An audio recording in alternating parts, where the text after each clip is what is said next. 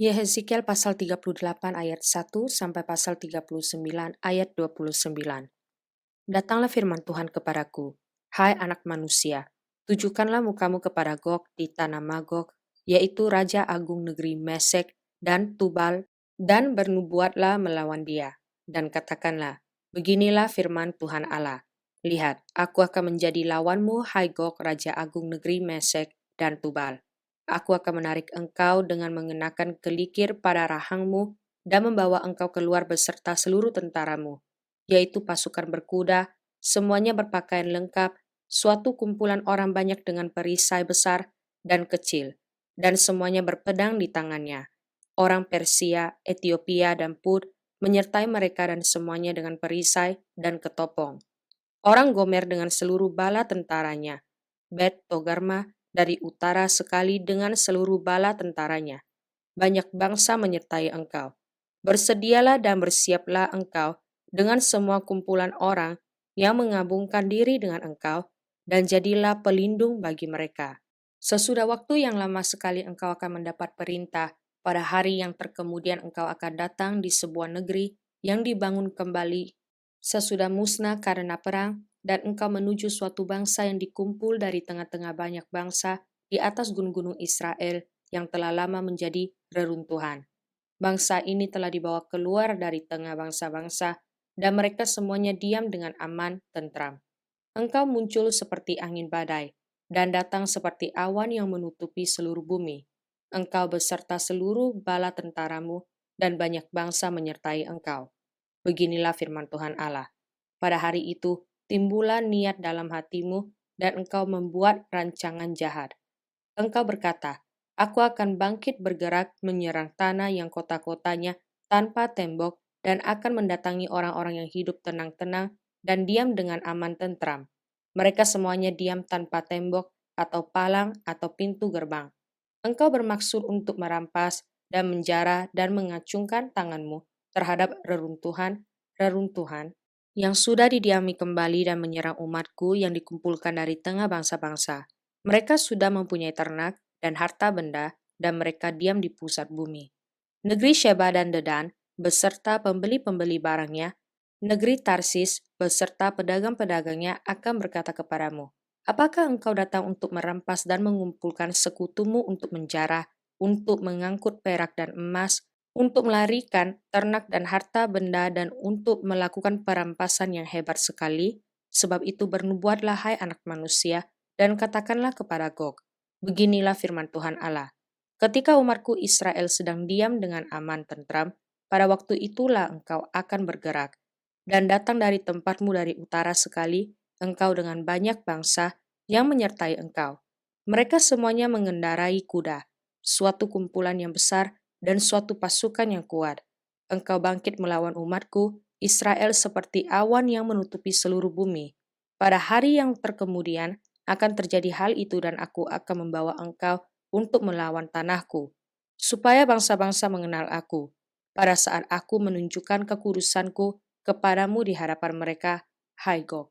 Beginilah firman Tuhan Allah, engkaulah itu tentang siapa aku sudah berfirman pada hari-hari dahulu kala dengan perantaraan hamba-hambaku, yaitu nabi-nabi Israel, yang bertahun-tahun bernubuat pada waktu itu, bahwa aku akan membawa engkau melawan umatku. Pada waktu itu, pada saat Gog datang melawan tanah Israel, demikianlah firman Tuhan Allah, amarahku akan timbul dalam murkaku, dalam cemburuku dan dalam api kemurkaanku aku akan berfirman. Pada hari itu pasti terjadi gempa bumi yang dahsyat di tanah Israel. Ikan-ikan di laut, burung-burung di udara, binatang-binatang hutan, segala binatang melata yang merayap di bumi, dan semua manusia yang ada di atas bumi akan gentar melihat wajahku. Gunung-gunung akan runtuh, lereng-lereng gunung akan longsor, dan tiap tembok akan roboh ke tanah. Dan aku akan memanggil segala macam kekejutan terhadap Gog. Demikianlah firman Tuhan Allah. Sehingga pedang seorang akan memakan yang lain. Aku akan menghukum dia dengan sampar dan tumpahan darah. Aku akan menurunkan hujan lebat, rambun, api dan hujan belerang ke atasnya dan ke atas tentaranya dan ke atas banyak bangsa yang menyertai dia.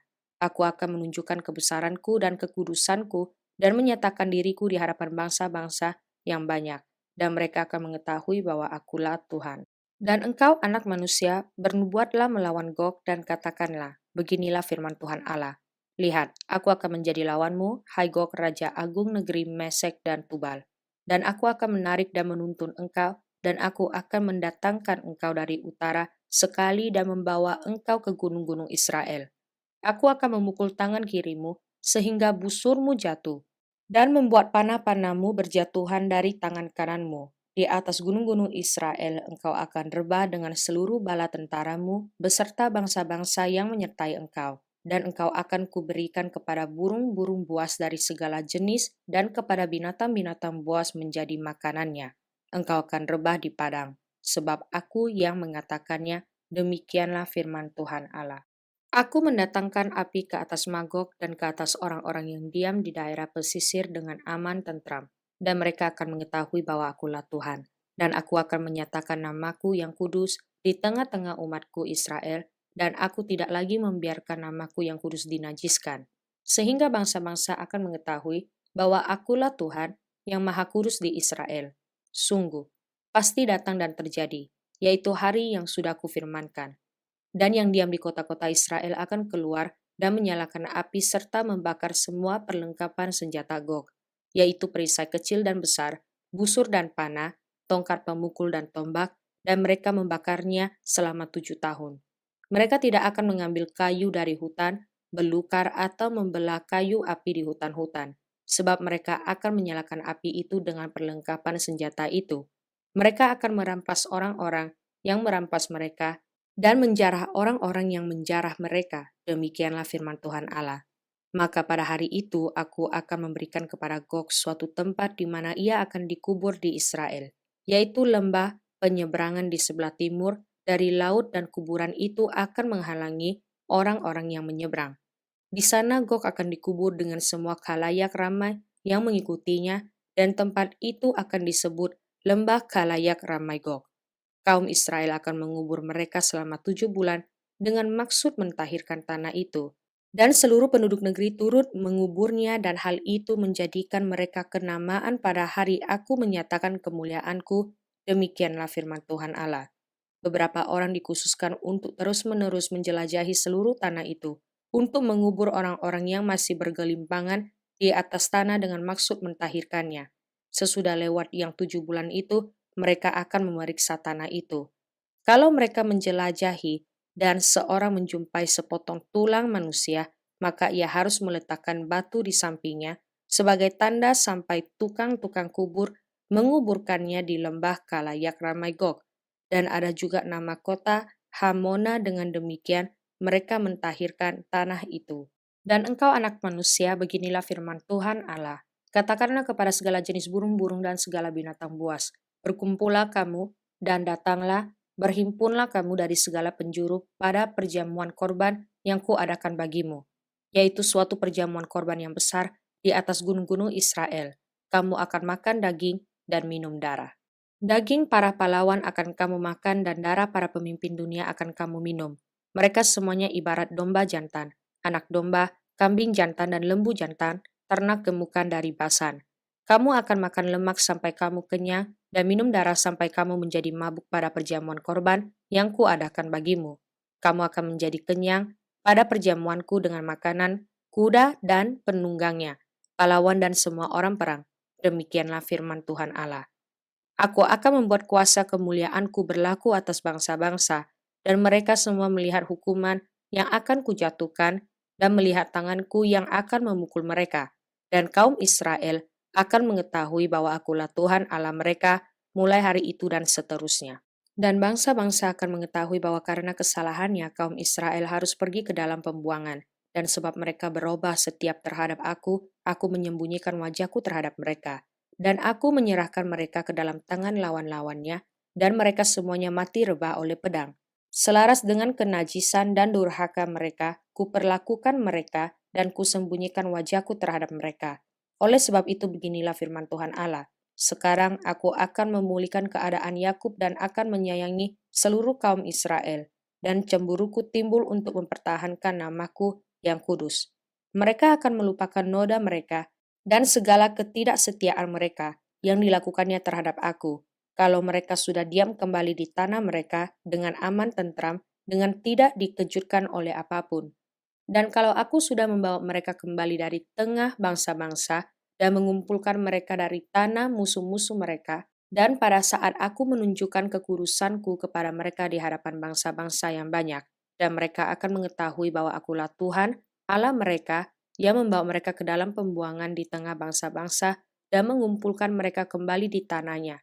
Dan aku tidak membiarkan seorang pun daripadanya tinggal di sana. Aku tidak lagi menyembunyikan wajahku terhadap mereka.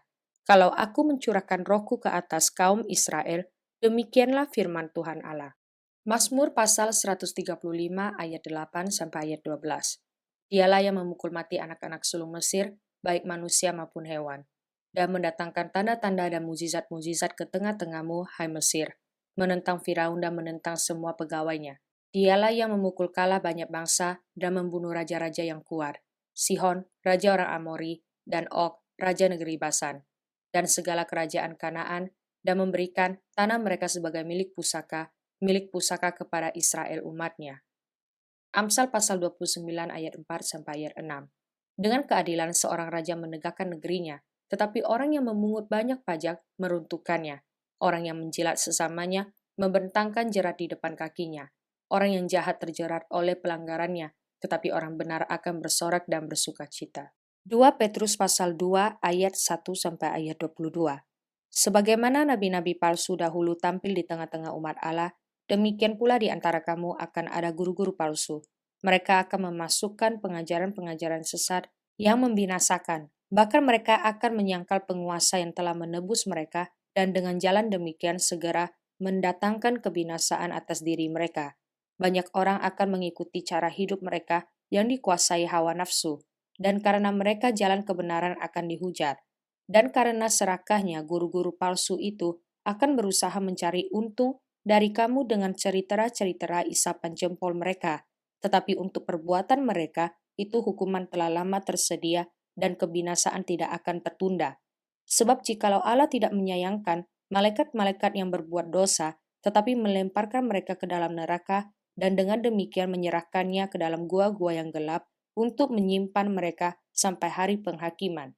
Dan jikalau Allah tidak menyayangkan dunia purba, tetapi hanya menyelamatkan Nuh, pemberita kebenaran itu, dengan 7 orang lain, ketika ia mendatangkan air bah atas dunia orang-orang yang fasik. Dan jikalau Allah membinasakan kota Sodom dan Gomora dengan api, dan dengan demikian memusnahkannya dan menjadikannya suatu peringatan untuk mereka yang hidup fasik di masa-masa kemudian.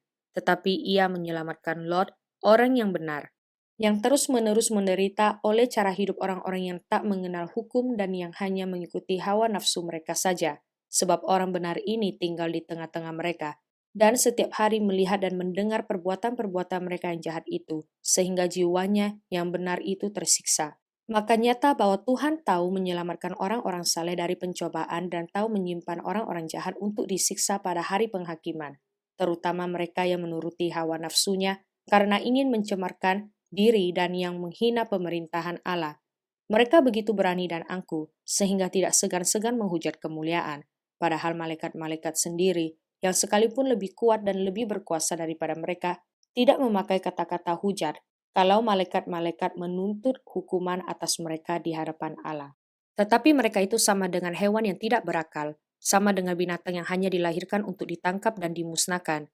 Mereka menghujat apa yang tidak mereka ketahui, sehingga oleh perbuatan mereka yang jahat, mereka sendiri akan binasa seperti binatang liar, dan akan mengalami nasib yang buruk sebagai upah kejahatan mereka. Berfoya-foya pada siang hari, mereka anggap kenikmatan. Mereka adalah kotoran dan noda, yang mabuk dalam hawa nafsu mereka, kalau mereka duduk makan minum bersama-sama dengan kamu. Mata mereka penuh nafsu zina, dan mereka tidak pernah jemu berbuat dosa.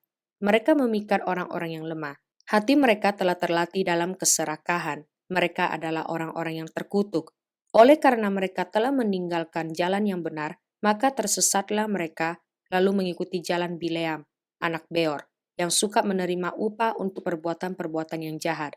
Tetapi Bileam beroleh peringatan keras untuk kejahatannya.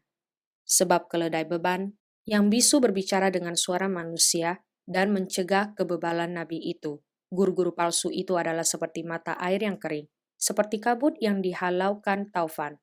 Bagi mereka telah tersedia tempat dalam kegelapan yang paling dahsyat, sebab mereka mengucapkan kata-kata yang congkak dan hampa dan mempergunakan hawa nafsu cabul untuk memikat orang-orang yang baru saja melepaskan diri dari mereka yang hidup dalam kesesatan. Mereka menjanjikan kemerdekaan kepada orang lain, padahal mereka sendiri adalah hamba-hamba kebinasaan. Karena siapa yang dikalahkan orang, ia adalah hamba orang itu.